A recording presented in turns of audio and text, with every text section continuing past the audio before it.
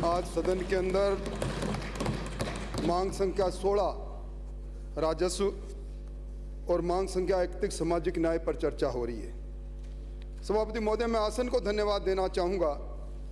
15वीं विधानसभा में दूसरा मौका है जब राजस्व पर इस विधानसभा में चर्चा का अवसर दिया है।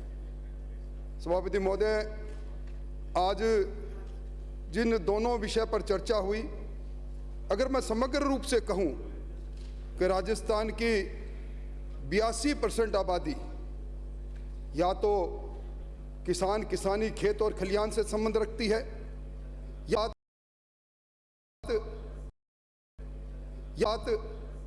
आज मुख्य धारा में इस प्रतिस्पर्धा के युग में हमसे भी आगे निकलने के प्रयास में पुरुषार्थ कर रहे हैं। सभापति महोदय, मैं निवेदन करूंगा, हमारी आबादी बढ़ती चली गई, खेत की जोत बढ़ती चली गई और इसका नतीजा ये रहा।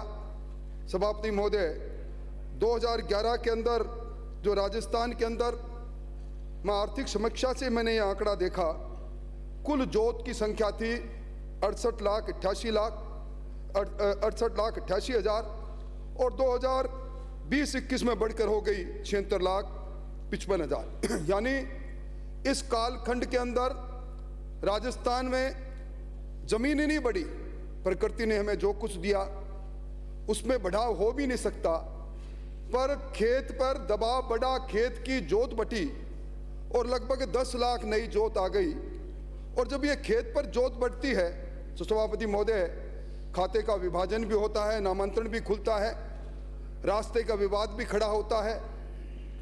और इन सारी बातों को लेकर मैं समझता हूं कि जब निगाह चलती है तो निगाह रुकती है हमारे उन कानूनों के पर जिनको हमें राजस्थान काश्तकारी अधिनियम 1955 और राजस्थान भू राजस्व अधिनियम 1956 के रूप में पिछले कई वर्षों से देख रहे हैं।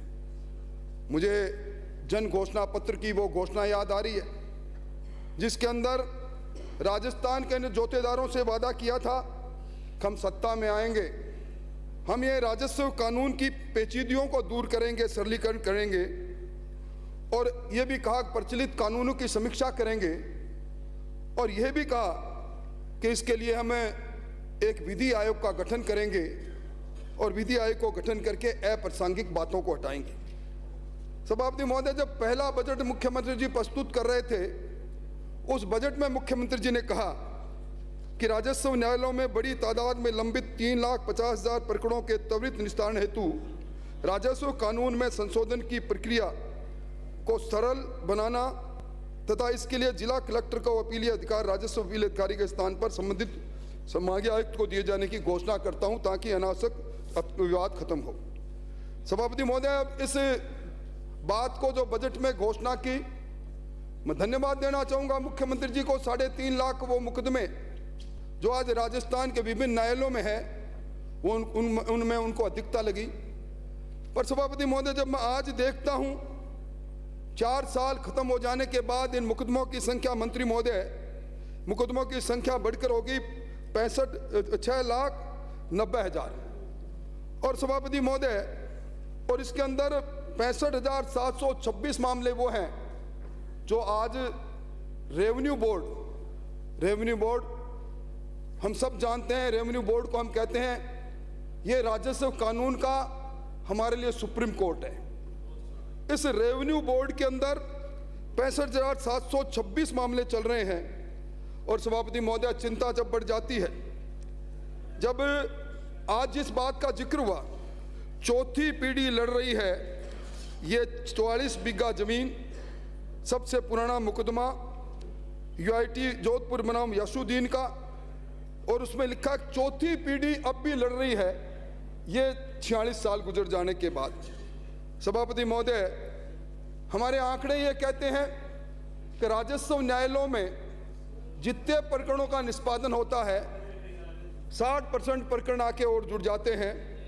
और अभी जयपुर जिले के आम आंकड़े देख रहा था, इस जयपुर जिले के अंदर 37,000 प्रकरण राजस्व प्रकरण आज लंबित है सभापति महोदय, और इनमें 15,000 प्रकरण 5 साल से पुराने हैं। तहसीलदार की कोर्ट में मामला जाएगा, वहाँ की अपील एसडीएम के पास होगी, आरडब्ल्यू के पास होगी, कलेक्टर के पास होगी, संभागीय आयुक्त के पास होगी और अंतिम पड़ाव के अंदर रेवेन्यू बोर्ड में जाएगा। डिग्री वापस पारित, डिग्री अगर दुर्भाग्य से डिग्री पारित होगी तो डिग्री पारित होने में भी सभापति महोदय गिरदावर से लेकर और कलेक्टर तक के सफर के अंदर पीढ़ियां खप जाती है।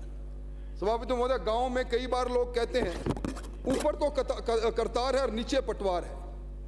आज भी पटवारी की एक गलत एंट्री को दुरुस्तीकरण करने के लिए जितना काश्तकार जितने की पीढ़ियां परेशान होती है हमारे सामने है। और पटवारी, मैं समझता हूं अगर अहम कोई कड़ी है, आज राजस्थान के 68 लाख जोतेदारों का सीधा संबंध अगर रोज पड़ता है तो पटवारी से पड़ता है। और दुर्भाग्य से पटवारी का आज भी कोई कार्यालय फिक्स नहीं है। हम ग्राम सचिवालय की बात करते हैं, पर मैं दावे के साथ कहता हूं मंत्री महोदय, एक भी पटवारी ग्राम पंचायत में अपने दफ्तर में नहीं बैठकर तहसील मुख्यालय के अंदर अपने वाहन के अंदर बस्ते को लाद कर और अपनी तहसील या जिला कलेक्टर में बैठकर सौदेबाजी करने में लगा है। मैं सुझाव दे रहा हूं, मैं आज कोई आलोचना करने नहीं खड़ा हुआ। सभापति महोदय, मैं उस परिवार से आता हूं जो खुद धरती का सीना चीर कर अन्न पैदा करते हैं, इसलिए मैं आपको एक सुझाव दे रहा हूं, पाबंद करें। ग्राम सचिवालय का जो कंसेप्ट आया है उस कंसेप्ट के आधार पर पटवारी निश्चित तौर पर अपने उस ग्राम पंचायत के कार्यालय में बैठे।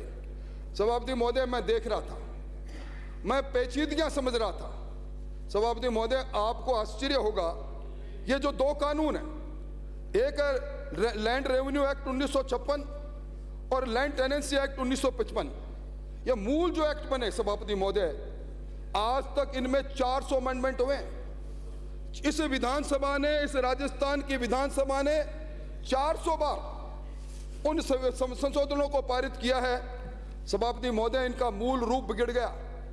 आज श्रीमान को पता होगा, आज आप जाएंगे सीकर के अदालत में, आपको आसानी से हर कोई हाथ उठाकर वकील कह देगा मैं क्रिमिनल केस लड़ता हूं, मैं सिविल केस लड़ता हूं, पर लैंड रेवेन्यू का मुकदमा लड़ने वाला यदाकदा आपको वकील मिलेगा, क्योंकि पेचीदगियां इतनी हो गई। आज 62% जनता से जुड़ा हुआ ये महकमा, और इसके अंदर सभापति महोदय तबाड़ तोड़ होने वाले इन राजस्व कानूनों में संशोधन में लॉ के इंटरप्रिटेशन में इतनी गलियां छोड़ दी। अभी मुझसे पहले सदन के अंदर जिन लोगों ने अपनी बात रखी, राजस्व मंडल से लेकर तहसीलदार तक हर न्यायालय के अंदर भ्रष्टाचार की बात कही। और सभापति महोदय, भ्रष्टाचार की जड़ कहां है? भ्रष्टाचार की जड़ है ये 400 अमेंडमेंट जो अलग अलग समय पर हुए। इन अमेंडमेंटों ने कानून में इतनी गलियां छोड़ दी कि आज जो हुक्मराना बैठा है वो किसी भी कानून का किसी भी प्रकार का इंटरप्रिटेशन करके किसी भी पक्षकार के अंदर जो उसको राजी कर दे, खुश कर दे, जिसके जो चांदी के जूते के सामने नतमस्तक हो जाए, वो उस इंटरप्रिटेशन से एक को लाभ दे सकता है और कह देगा मैंने तो अदालत में बैठकर न्याय की बात कही है। इसलिए मैं निवेदन करना चाहता हूं कि इन सारी बातों के कारण से मैं कह सकता हूं, इन पेचीदगियों में अगर उलझा है तो काश्तकार उलझा है। और सभापति महोदय, आप भी एक बात के साक्षी रहे, मैं आपको भी धन्यवाद देना चाहता हूं। 1994 में पहली बार राजस्थान की विधानसभा में इस लैंड टेनेंसी एक्ट और लैंड रेवेन्यू एक्ट को रीराइट करने की बात हुई, भैरव सिंह जी शेखावत ने की। और वो जब संशोधन लेकर जब इस विधानसभा में आए, सभापति महोदय, उस समय कई ऐतराज सामने आया, मामला सेलेक्ट कमेटी के पास चला गया।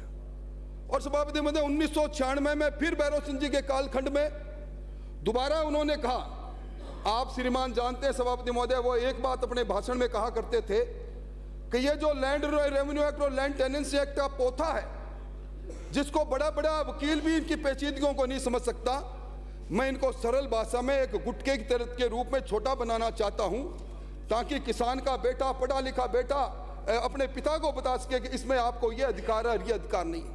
1996 में मामला आया, फिर सेलेक्ट कमेटी में चला गया, और दुर्भाग्य से 1998 के अंदर वो सरकार बदल गई और भैरव सिंह जी का सपना अधूरा रह गया। 2003 के अंदर सभापति महोदय फिर विधानसभा के अंदर लैंड टेनेंसी एक्ट को लेकर फिर मामला संशोधन विधेयक आया, फिर वो मामला सेलेक्ट कमेटी के पास गया और उसका भी कोई नतीजा नहीं निकला। और आखिर में 2008 में जो राजस्थान अभिधर्ती विधेयक 2008 रीड्राफ्टेड बिल विधेयक संख्या 17 सदन में आया, वो भी सेलेक्ट कमेटी में चला गया। इसलिए सभापति महोदय, सबसे बड़ी आवश्यकता है, मंत्री महोदय वादा आपने किया, वादा हम करें, कुछ भी करें, पर आज इन कानूनों को इनकी समीक्षा करके नए सिरे से रीराइट करने की बहुत बड़ी आवश्यकता है। और मैं धन्यवाद देना चाहूंगा, आप पुराने राजस्व मंत्री जी नहीं है, मैं उनका रिप्लाई पढ़ रहा था जो जुलाई 2019 में उन्होंने दिया, उन्होंने भी इसी बात की दुहाई दी। और सभापति महोदय, ये सिविल कोर्ट से रेवेन्यू कोर्ट को अलग करने की अवधारणा क्या थी? अवधारणा यही थी कि रेवेन्यू कोर्ट के अंदर डेडिकेटेड उनका कोर्ट है राजस्व न्यायालय, उनको त्वरित और सीधा न्याय मिले। परंतु ये विरोधाभासी कानून और ये जो सभापति महोदय जो अमेंडमेंट हुए, आज इस धरती पर जमीन के नीचे पानी है, पानी को लेकर कानून बन गया, मिनरल्स है, मिनरल्स को लेकर कानून बन गया। आज हम अगर वन है तो एनजीटी तक का कानून आ गया। इसलिए सभापति महोदय पेचीदगियां आ गई। और मंत्री महोदय, सिविल कोर्ट में मुकदमा चालू होता है तो उसके अंदर वैलिडिटी उसकी 5,000 रुपये की मलकियत से चालू होता है। 5,000 रुपये की मलकियत में सिविल कोर्ट में मामला दायर होता है। और रेवेन्यू बोर्ड में 1 बीघा जमीन किसान की कीमत भी लाखों में है और उसकी आजीविका भी खेती पर निर्भर करती है। और सभापति महोदय, राजस्व मंडल के बारे में अभी पुष्कर से आने वाले मान्य सदस्य ने कुछ बात कही। मैं एक मामले के बारे में आपका ध्यान आकर्षित करना चाहूंगा। और मुझे मालूम है कि आप बड़ी दबंगता से किसी आंख मिलाकर उस बात को देखते भी हैं। ये जो राजस्व मंडल का ताजा फैसला जो 20 जनवरी 2023 को आपके इलाके में आया, मंत्री महोदय, इस फैसले ने हिला के रख दिया, क्योंकि बिजोलिया क्षेत्र में 15 करोड़ रुपया बीघा की जमीन, 277 बीघा जमीन, 3400 करोड़ की जमीन और ये 227 बीघा जमीन में 80% सैंडस्टोन है। 1 लाख पेड़ लगे हैं। वहां पैंथर है, भालू है, सियार है, अजगर है, नीलगाय है। और 1965 से और 1945 में उदयपुर रियासत में पहाड़ दर्ज है। सचेतक जी, 1965 से वन विभाग में दर्ज है और 1965 से 55 साल तक लगातार वहां कोई खेती नहीं, किसी का कब्जा नहीं। 1984 में एक गोदनामा तैयार किया गया। गोदनामा के आधार पर एक वाद एसडीएम के पास दायर किया गया और एसडीएम के पास ने उस वाद को 12 जून 2014 को मंडल एसडीएम ने खारिज कर दिया। पुनः मामला अपीलेट कोर्ट में गया और 25 जून 2019 को रेवेन्यू कोर्ट ने, अपीलेट कोर्ट ने इस एसडीएम के कोर्ट को सेट असाइड कर दिया और उसके विरुद्ध में मामला रेवेन्यू बोर्ड में गया। और रेवेन्यू बोर्ड ने इसी 20 जनवरी को आनन फानन में 9 खातेदारों को, मैं खातेदारों का नाम बताऊंगा तो समय मेरा जाया होगा। मैं समझता हूं कि अगर इस प्रकार एक गोदनामे के आधार पर एक जैन परिवार है, एक राजपूत परिवार है, एक रावणा राजपूत परिवार है, मैंने गोदनामे के आधार पर पहला ये मामला देखा है जिसके अंदर 3 परिवारों को 3400 करोड़ रुपए का मामला कर दे। सभापति महोदय, अभी पिछले दिनों में राज्य विधि सेवा प्राधिकरण की लोक अदालत लगी। मैं उसका आंकड़ा पढ़कर चौंक गया। ये क्या माजरा क्या है कि इस अदालत में एक दिन के अंदर ये 28,000 प्रकरण कैसे निष्पादित हो गए? सभापति महोदय, मैंने जानकारी की। इन अदालतों में जाने के लिए कलेक्टर को फरमान जारी, कलेक्टर का नीचे फरमान जारी, लोक अदालत आ रही है।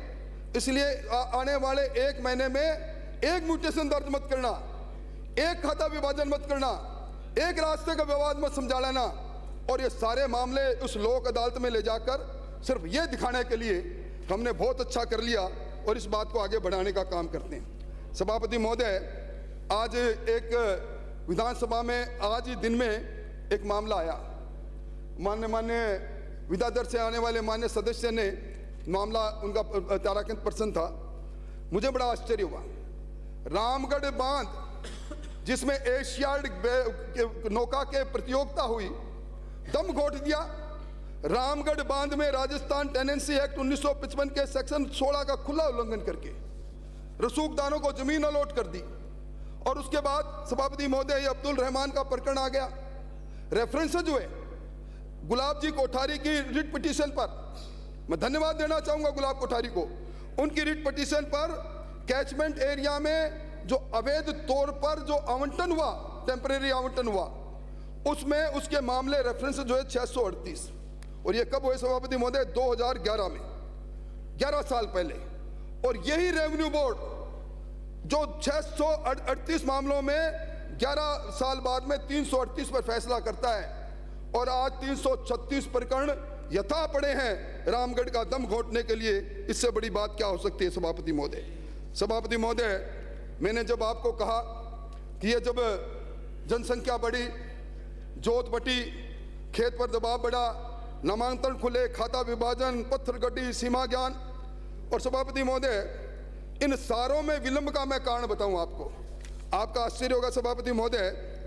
अभी मैं एक रिपोर्ट पढ़ रहा था, 10 जिलों के अंदर 2 सालों में 2021 में सिर्फ खेत के अंदर मेड़बंदी को लेकर और रास्ते को विवाद को लेकर जो हत्याएं हुई है राजस्थान में, 2021 में 676 हत्याएं, 2020 में 645 हत्याएं। भरतपुर इसके अंदर पहली पायदान पर रहा, 187 हत्याएं भरतपुर में, 186 उदयपुर में, गंगानगर में 140, अलवर में 133, सीकर में 122, बीकानेर में 118, नागौर में 115। ये खून खून का प्यासा हो गया, क्योंकि खेत का विभाजन हुआ, जोत बटी, भाई भाई में बंटवारा हुआ, पर उस रास्ते का बीच का रास्ता नहीं। रास्ते के विवाद को राजस्व न्यायालय लेके बैठ गया। और सभापति महोदय, आजकल ये बहनें जो हक तागा करती है, अब हक लेने लग गई, इससे भी विवाद बढ़ गए। और कोर्ट में खाज तब हो गया जब ये एसडीएम, एसीएम और तहसीलदार इन सारे मामलों में, राजस्व मामलों में फैसला बरसों तक नहीं करते। सभापति महोदय, ये जो एसडीएम साहब है, ये जो तहसीलदार साहब है, मंत्री महोदय विराजते हैं, मंत्री महोदय आ गए, प्रभारी मंत्री जी, एसडीएम साहब लगे सीमा पर लेने चले गए।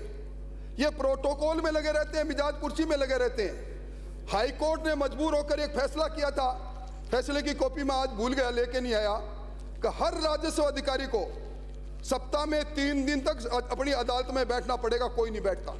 मैं समझता हूं कि ये जो आजकल सभापति महोदय, ये न्यायालय में राजस्व अधिकारी नहीं बैठते, आपको डेडिकेटेड, अब वो समय आ गया है मंत्री महोदय, राजस्थान के अंदर ये प्रोटोकॉल में, कानून व्यवस्था के अंदर आप अलग अधिकारी लगाओ। राजस्थान में न्यायिक विवाद, जो राजस्व न्यायिक विवाद है, उनको निपटाने के लिए आप अलग अधिकारी लगाओ। और आप देखो आजकल तो रोज बीसी, मतलब हम भी नहीं अपने एसडीएम से बात नहीं कर सकते। आपका जिला कलेक्टर, जो उस जिले के राजस्व के अपीलेंट अथॉरिटी का सबसे बड़ा अधिकारी है, जिसको रोज इजलास में बैठना चाहिए, उसके वो 28 कमेटियों का चेयरमैन है। आपका एसडीएम 16 कमेटियों का चेयरमैन है। इसलिए मेरा सुझाव है कि इस पर आप निश्चित तौर पर विचार करें। और ये बढ़ती जोत की बात मैंने कही, मंत्री महोदय आप बहुत अच्छा अध्ययन करते हो। आपने टेनेंसी एक्ट 1955 के नियम 169 के तहत बना वो प्रारूप P267, ये एक प्रारूप है सभापति महोदय, जिसमें जमाबंदी को वहाँ उसमें उतारने का प्रावधान है। अब ये जमाबंदी, इसमें जो क्षेत्रफल है वो हेक्टर में इंदिराज है, हेक्टर के हिसाब से है। और आज जमीन जोत बढ़ती चली गई। सभापति महोदय, मैं आज आपसे प्रार्थना करूंगा, आज आप अपना खाता खतूनी निकाल के देखना, संयुक्त परिवार का कोई आदमी अपने खाता खतूनी के आधार पर हेक्टर में इंदिराज इस प्रारूप 267 के आधार पर अगर ये बता दे कि मेरी जमीन इस मुरबा नंबर में, इस खाता नंबर में इतने, इस बिस्वा इतनी है, नहीं बता सकता। इसलिए मैं निवेदन करूंगा, ये पुरानी परंपरा को बंद करो। अब बिस्वा और बीघा, क्योंकि जोत छोटी होगी मंत्री महोदय, आपको मालूम है अभी 80% राजस्थान में लघु सीमांत किसान है, 2 हेक्टर से नीचे के किसान रह गए। सभापति महोदय, बहुत अन्याय हो रहा है। और मैं निवेदन करना चाहूँ, इसलिए हेक्टर की जगह पर आप बीघा और बिस्वा में करें। और मैं निवेदन करूँ कि ये जो आपके टेनेंसी एक्ट 53 है, इस टेनेंसी एक्ट 53 में जो रूल बने हुए हैं, रूल 1800 1831 में इसमें खाता विभाजन की प्रक्रिया दी है। खाता विभाजन का विवाद चला गया तो समझ लो इतनी पेचीदगियां हैं। मैं कोट कर रहा हूं सेक्शन 53 रूल 1831, और इसके अंतिम निस्तारण होता है सभापति महोदय, खाता विभाजन के लड़ते लड़ते लोग पहुंच जाते हैं मेरा हक कितना तेरा हक कितना रेवेन्यू बोर्ड तक। और इसमें प्रावधान क्या किया गया है, खाता विभाजन करने वाला तहसीलदार या अधिकारी दोनों पक्षों का, 2 पक्ष 4 पक्ष, उनके विभाजन के प्रस्ताव और उनकी आपत्तियां तलब करेगा और खाता विभाजन से पहले मौके पर जाएगा, ताकि ये रास्ते का विवाद सभापति में खून खराबा रास्ते के कारण होता है। आज सुबह ही माने एक विधायक महोदय बोल रहे थे कि अगर 2 भाई है, खाता विभाजन हो गया, एक कुआं है और एक कुआं एक भाई के खाते में चला गया, दूसरे भाई के खाते में नहीं आया, विवाद प्रारंभ हो जाएगा। इसलिए मौके पर कोई अधिकारी नहीं जाता। इसलिए मेरा आपको सुझाव है, मैं सुझाव देना चाहूंगा कि अब जमाना डिजिटल इंडिया का है, अब ड्रोन से सर्वे का है, मौके पर आपके अधिकारी जाते नहीं, या तो मौका कमिश्नर नियुक्त करना प्रारंभ करो ताकि विवाद नहीं हो, या ड्रोन से सर्वे करा के इस खाता विभाजन के जो नियम बनाए मैंने टेनेंसी एक्ट 1955 के सेक्शन 53 में आप इसको करें। और ये आपने 2019-20 में क्या घोषणा की थी जी, पैरा 165 में, कब नामांतरण की संपूर्ण का प्रक्रिया अब कागज रहित ऑनलाइन हो जाएगी। आज ऑनलाइन करवा दी आपने चालू। आपको मालूम है मंत्री महोदय, ये जो हमारा लैंड टेनेंसी एक्ट 1956 की धारा 133, 134 और 135, इसमें आपके नामांतरण दर्ज करने की प्रक्रिया निर्धारित की है। और उसके बाद 136 के अंदर सभापति महोदय, जिस दिन ये नामांतरण खुलता है उसी दिन तस्दीक करने का काम तहसीलदार का है, और आपने उसमें तहसीलदार की तस्दीक के बाद उसको लॉक करने की बात भी लिखी है। आप आज मैं जयपुर की बात कर लूं, जयपुर के अंदर 17 तहसीलें हैं, 4000 से ज्यादा नामांतरण। जब मैं इस सदन में अपनी बात कह रहा हूं, I may be wrong, I wanted to be wrong, अधिकारी लोग मेरी बात सुन रहे हैं। अगर आप 4000 से ज्यादा प्रकरण से जयपुर जिले के अंदर 1 महीने से 4 महीने से ज्यादा समय में लंबित नहीं है तो आप मुझे कह दें। इसलिए मैं निवेदन करूं, एक आपने जो रजिस्ट्रेशन के लिए मैनेजमेंट सिस्टम को ऑनलाइन चालू किया है, ये सभापति महोदय अगर फंस गया कोई काश्तकार इसमें तो चक्कर गनी बना रहा हो, ना तो इनका पोर्टल खुले ना उसको देख पाए मेरा मुकदमा कहाँ है। और ऑफलाइन के अंदर पेशकार भगवान है, ये पेशकारों ने इस किसान को, इस खातेदार को लूटने का जो काम किया। और मैं निवेदन करना चाहता हूं सभापति महोदय, ये जो रास्ते का प्रकरण है जिसके बारे में मैंने कहा, ये टेनेंसी एक्ट के 25 सेक्शन 251A में रास्ता के निर्धारण करने के लिए नियम बने हैं, रूल नियम 68 से 70 तक 2012 में नियम बनाए थे। बनाए इसलिए थे कि विवाद इसका ज्यादा बढ़े नहीं, आपके एक गिरदावर एक तहसीलदार, क्योंकि उसमें प्रावधान है कि दोनों पक्षों के मौके पर जाकर रास्ते का वो करेगा, पर एक आदमी एक गिरदावर कोई जाता नहीं है। और इसका कारण क्या रहा कि इनके नहीं जाने के कारण ये विवाद बढ़ते जाते हैं। और मैं सभापति महोदय, ये चारागाह भूमि, ये गरीब की भूमि, 5 मिनट में समाप्त करें। सभापति महोदय मेहर तो अभी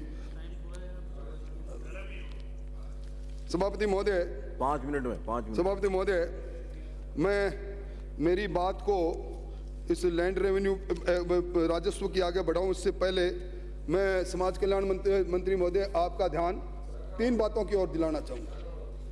सभापति महोदय थोड़ा सा समय देते हैं। सभापति महोदय, जो चारागाह की बात मैंने कही, ये काश्तकारी अधिनियम में 1955 में सेक्शन 5(8) में चारागाह भूमि परिभाषित है।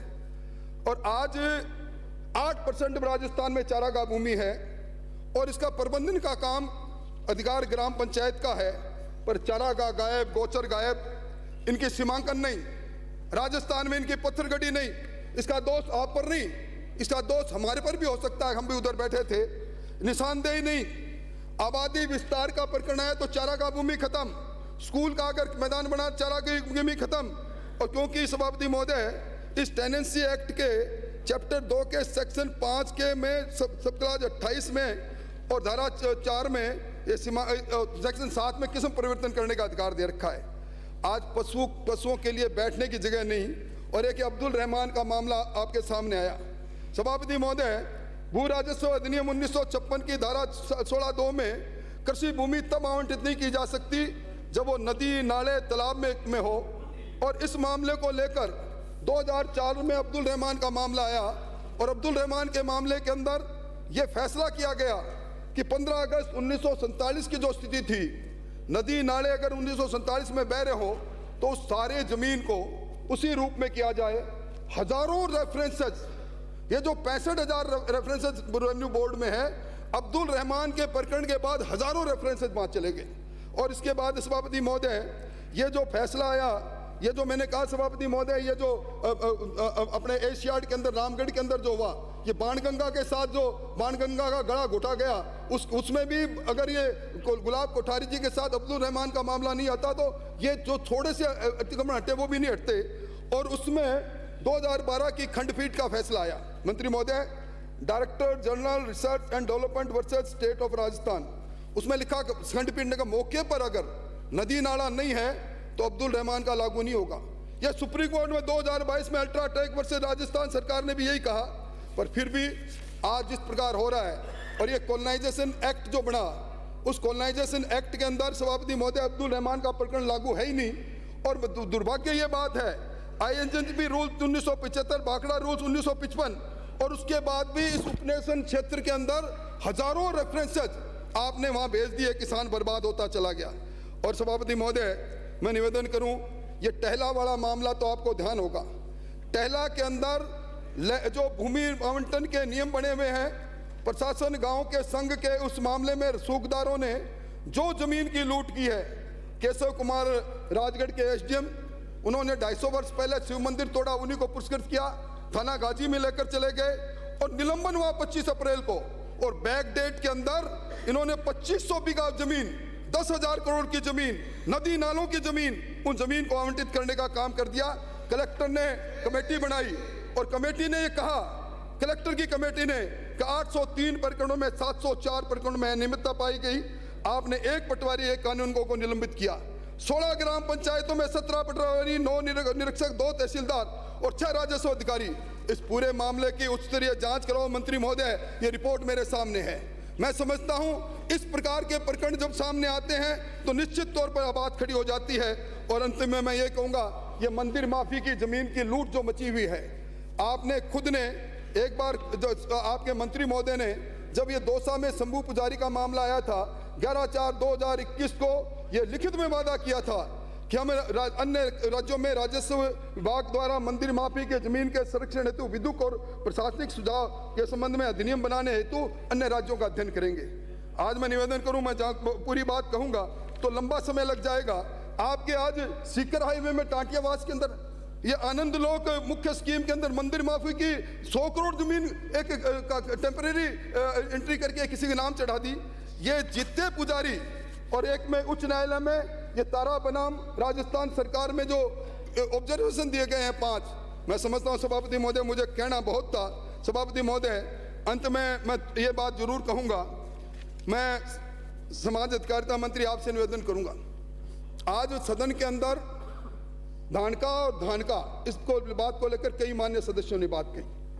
मैं मेरी बात समाप्त करूं इससे पहले आर्टिकल 341, आर्टिकल 342, इसमें SC और ST के रिजर्वेशन हमारे संविधान के निर्माताओं ने दिया।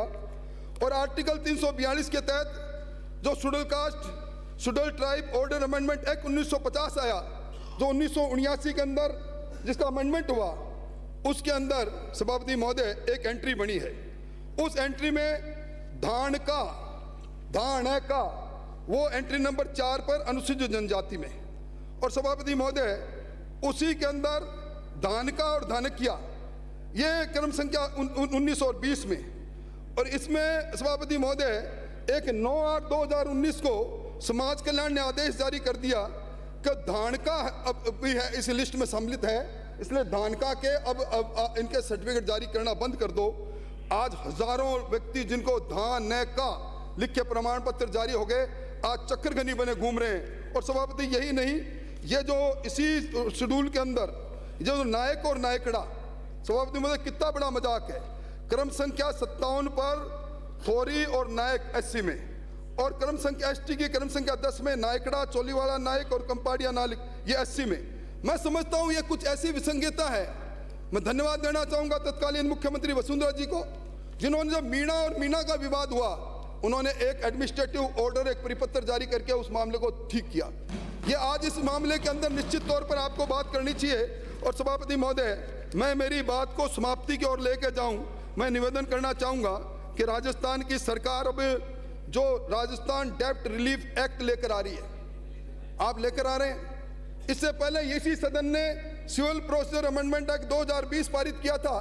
हमने सीपीसी की सेक्शन 60 की उपधारा 1 में एक परंतु जोड़ के 5 एकड़ तक की कुर्की भूमि को कुर्की से मुक्त रखा था। राजस्थान में 18,000 किसानों की जमीनें नीलाम हो गई फसली ऋण नहीं चुकाने से। मैं समझता हूं मंत्री महोदय, राजस्थान काश्तकारी अधिनियम 1956 के सेक्शन 37 का अध्ययन जरूर करवा लिया। सेक्शन 37 ये कहता है कि राजस्थान के अंदर किसान की भूमि कुर्क नहीं की जा सकती, और परंतु रोड़ा एक्ट ये कहता है, जो बना हुआ है, जिसको रिपील करना चाहिए, कि अगर फाइनेंशियल इंस्टीट्यूशंस के सामने किसान डिफॉल्टर है तो उसकी जमीन नीलाम होगी। इसलिए रोड़ा एक्ट को रिपील करने की बात कहो, ये नए एक्ट लाकर झुंझुना पकड़ाने की कोशिश मत करो। और सभापति महोदय, ये जो पैरोकार करते हैं राजस्व मंडल में, इनकी तनख्वाह है 3,000 रुपये, पर वकील साहब जमे बैठे हैं, पैरोकारी वही करूंगा, क्योंकि दूसरा मामला बहुत है। मतलब नरेगा के मजदूर से भी कम मजदूरी इनकी है। और सभापति महोदय, मैं एक बात कहकर, ये जो कॉलोनाइजेशन वाला मामला, कॉलोनाइजेशन का इलाके की बात सूरतगढ़ के एमएलए साहब ने कही, उसमें एक बार हाई पावर कमेटी बनी थी, उसमें जोड़ पायतम की किस्म उस वक्त बदल दी थी।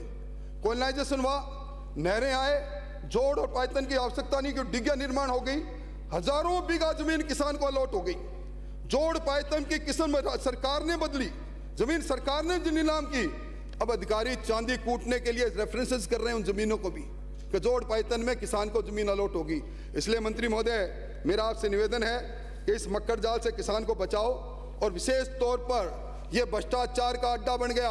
अब तो मांग उठने लग गई कि किसान को भी अब सिविल न्यायालय में जाने का अधिकार हरियाणा की तरह अब सरकार दे। सिविल कोर्ट में इस किसान को की लूट कम होगी, क्योंकि सारे एसडीएम के कार्यालय लूट का अड्डा बन गए। सारे कलेक्टर्स सरकार की सरपरस्ती के अंदर सरकार के आला अधिकारियों के कारण और सचिवालय से निर्देश जारी होने लग गए।